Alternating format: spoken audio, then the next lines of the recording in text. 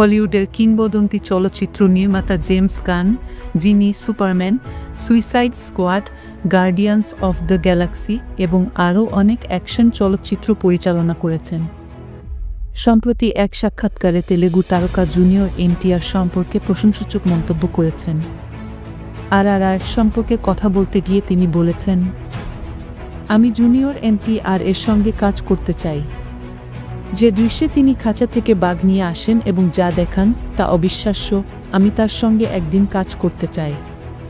James গানের কথায় বোঝা যায় যে তিনি নন্দমুরি হিরোর কঠোর পরিশ্রমে মুগ্ধ হয়েছেন।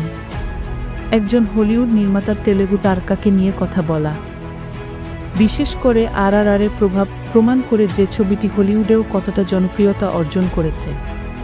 এটি এমন এক ধরনের স্বপ্ন যা রাজামৌলির মতো পরিচালকের কারণে দেশীয় অভিনেতাদের জন্য বাস্তবে রূপ নিচ্ছে।